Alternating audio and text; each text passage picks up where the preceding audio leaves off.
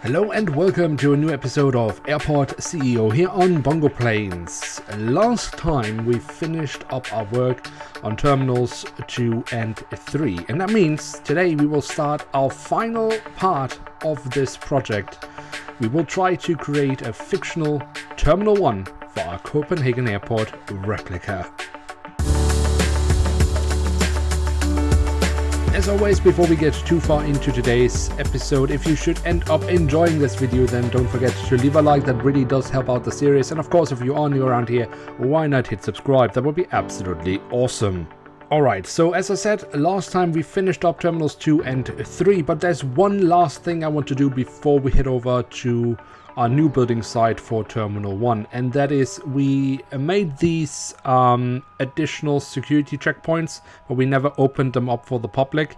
But given that our current checkpoint system here is clearly overrun, I think it is time for us to open this up for the public, just to help ourselves out, help our passengers out, and therefore hopefully also help our rating out. Alright, so now that we've done that, let's head over to the new construction site where we will be building Terminal 1. Alright, so over here we have some free space where we would like to build Terminal 1. I've been thinking long and hard about how could we build this terminal and how should it look like, because we don't have any reference for that, because in real life Copenhagen Airport currently does not have a Terminal 1.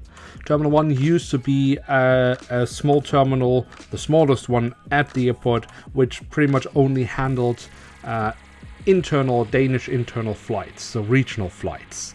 But a few years ago they closed down this terminal and moved all operations over to Terminals 2 and 3. So we have pretty much free hands here to imagine what Terminal 1 could look like today. And I think what I want to do is have a mix between at least a few wide-body stands and some medium stands. And we might even go for a mix between international stands and non-international stands. Because at the moment the only international stands we have are over at Terminal 3. And honestly speaking, I do believe we have enough flights that are offered to us that we could actually increase our international side of the airport. So why not do that over at Terminal 1? Then I've also been thinking about the layout for Terminal 1. And I've come up with this idea. We will have this very thin connection building over to Terminal 2, because that's what we also used to have in real life.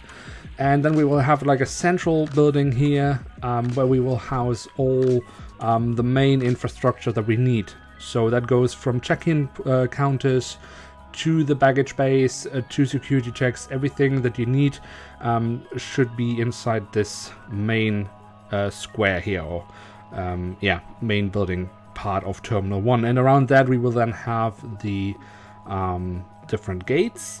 I'm also thinking about, actually let me quickly just actually make this building even thinner, because obviously we do also need to connect up all these stands with some service roads. So we need to make sure that we account for that as well. So if we then... So okay, let's see, how could we... I guess we should just place these stands alongside this arm here, and yes, that does also mean that we will also have a few remote stands, and we need to figure out how we are serving those, because I don't think in the central building there will be enough space to also be serving those remote stands. So we might go for an underground option for these things, but let's see how we figure that out in this episode. But firstly, let's connect up all the things here. So we also need to make this building a little bit thinner, I think, yes, because we want to be able to connect. Otherwise, I mean, we want to connect up basically the service roads with the existing service road net, because otherwise service vehicles, GSE, might have to take a quite considerate detour to reach these areas. So there we've connected that up. We've left some space here already, so that's good.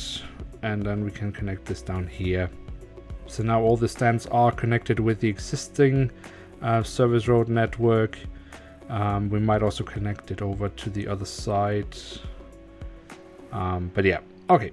So one thing should be clear from the get-go. The design of this terminal will be rather different compared to terminals 2 and 3. There will be some elements that we would like to continue with, that we also already have at the other terminals. But the basic structure of it will be quite different.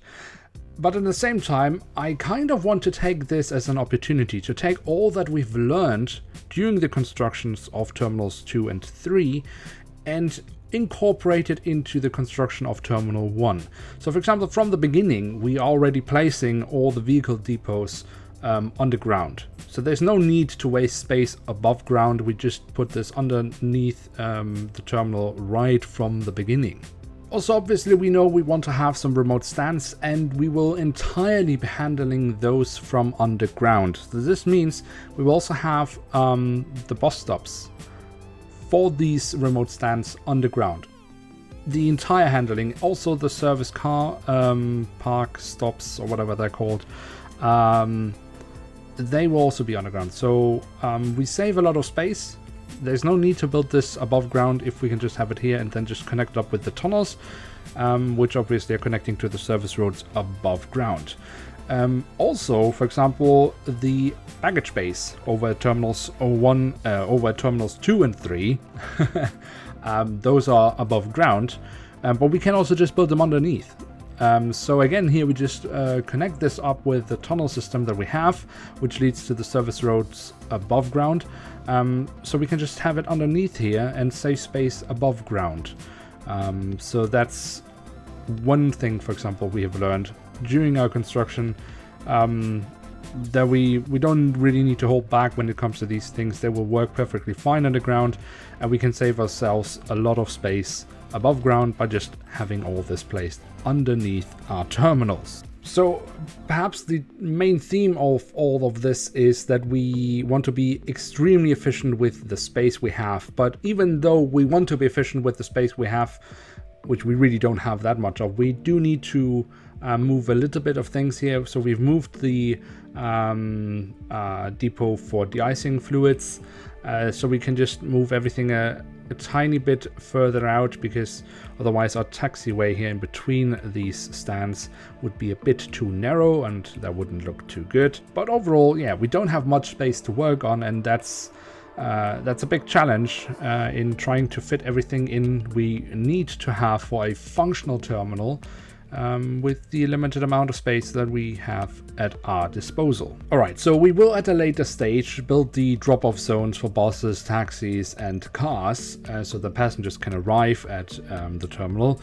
But let's imagine we've already done that. Obviously, if we want to have everything in the central building, there's quite a far walk for all these passengers to reach that area. So we will help them out here by placing these walkolators that should make things a lot smoother so that passengers can arrive quicker over to this part. We will ultimately also connect up Terminal 1 with the rest of the terminals, so once passengers are inside the security zone, they can move freely between these terminals, just as they were used to in the past. Although actually, if I remember correctly, in the past you did kind of leave the security zone and then had to re-enter it, but we will skip over that. If you are inside the security zone, you would be able to move from the far end of Terminal 3 over to the far end of Terminal 1 if you wanted to. But anyway, if you arrived at the drop-off zone and walked into this central part of Terminal 1, you would then arrive here where we have the check-in counters, which we are placing in these kind of small islands. Obviously, I mean, you see this around the world. JFK Terminal 1, I believe.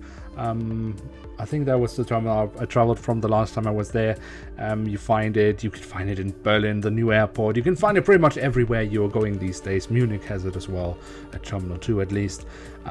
So yeah, to give it a little bit, maybe perhaps a more modern feel than maybe the rest, because the rest of Copenhagen Airport is very much built on quite old terminals. That the main structure of them are rather old, built in the 50s of, yeah, maybe even 40s, but at least 50s and 60s. So this should feel a bit more modern, at least from the layout. So yeah, we're building these islands where we have the check-in counters. Of course, we also have the automated drop-off, luggage drop-off points and check-in counters.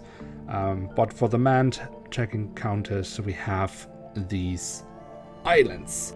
That does also mean that we do have a little bit of space around these check-in counters where we hopefully then can later down the line create maybe a little bit of some seating arrangements, a bit of a lounge feeling, and perhaps 1 or 2 shops, although I would imagine there won't be as many shops here as there are in the other parts of the airport, mainly because we don't have that much space. But let's see how it goes once we get there.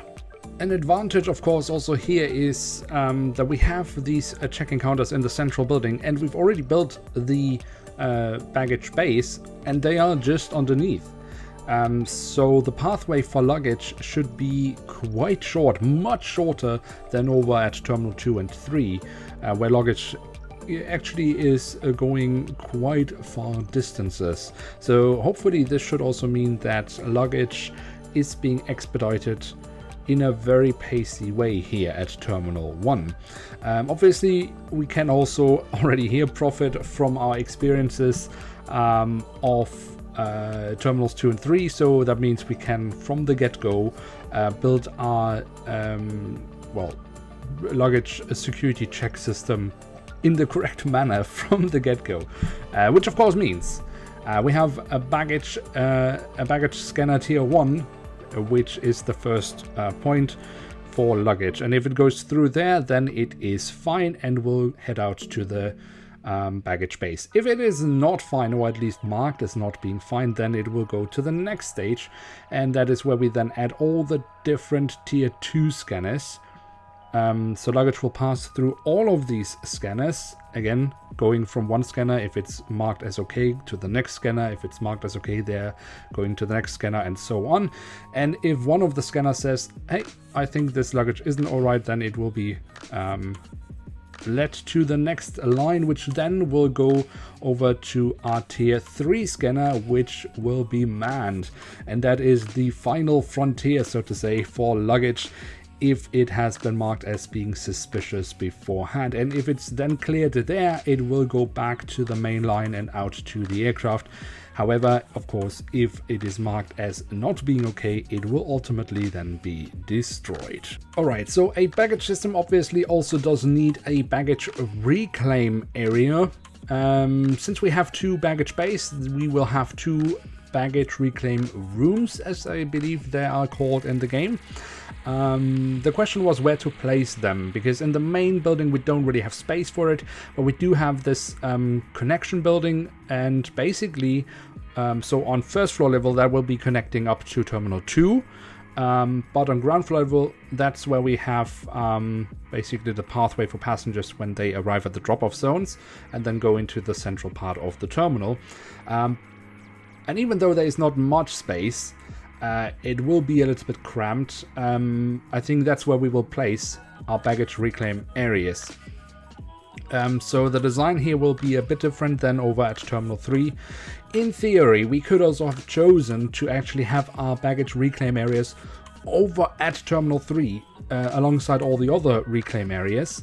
But imagine you arrived at Terminal 1 and to reclaim your luggage you would have to walk all the way over to Terminal 3. That is a really long way to walk. The game would probably handle it, at least, I mean, from the game logic it would work. I'm not sure passengers would be that happy, so I'd rather have them in a little bit of a cramped room for a little while, but get their luggage quite quickly, rather than having them walk all the way over to Terminal 3. It's also a little bit because Terminal 1 used to be a bit of a terminal on its own. I mean, it had its own security entrance, its own baggage reclaim, and even though we're building it new now and obviously could do whatever we want, and it is still connected up with the rest of the airport, I do kind of still like that Terminal 1 at least has some parts on its own. So yeah, the baggage reclaim areas, they will be here. And as you can see, there isn't much space, but hopefully it will work out. Also, I mean, the terminal isn't that large. Yes, there might or there will be coming some wide-body aircraft in here, so it can get busy, but I don't think it will be nearly as busy as other parts of the airport. So hopefully, what we are building here will work out once we're opening it up for the general public. Technically, we have already connected everything up when it comes to Terminal 1 and 2, but I've still walled it off because I don't want to have passengers wandering over here while we're still constructing it. Also, I mean, we will be placing some security checks, and just to avoid that any passengers somehow wander over here and then can't find their way out or wherever they needed to go to. I've walled everything off so we can build everything, so no passengers can come over here while we're building it. But obviously at some point we will have to open up and then see how it works, and hopefully we haven't made any mistakes. That would be ideal, and it will just work perfectly from the beginning. But obviously, just like all the other parts, we will make a soft opening and see how things are working out, and hopefully everything will be fine. Okay, so basically the idea was that passengers go through this very thin building from the drop-off point to the central part of Terminal 1. They are checking in, and once they've done that, they will go one level up, and up here we will then have security. And then basically once you've passed security, you will be able to go to various areas here in Terminal 1. You could go through the passport control, so enter the international zone. There will be I think 2 stands here connected to this main center building of the terminal, which will be in the international zone. But you could also go again, take some escalators and go one level down again, so to ground floor level, and then ultimately end up in level -1, where we will have the underground handling, so the boarding area for the remote stands, which also will be international stands. Or you stay in the non-international area. There you could then also go through the long finger of this terminal, where we would have 4 stands, which will be connected up with jet bridges. Or you stay here in this center part, basically, where we will have, I think, at least 1 wide-body stand, which is going to be non-international. And from there, you will then also be able to connect over to Terminal 2. So that's the main layout for the terminal. I know it might still sound awfully confusing, but hopefully it will become more clear once we progress further with the construction of Terminal 1. But for now, I think we have really done a huge step in this construction process. So I think also because the episode is now getting a bit long, I think it is a time to end today's episode. Obviously, I hope you have enjoyed this video. If so, then I would be very happy if you gave us a thumbs up. That really does help out the series. And of course, if you are new around here, why not hit subscribe? That would be absolutely awesome. With that, I'd like to say thank you very much for watching and hope to see you soon again. I'm checking out, and bye.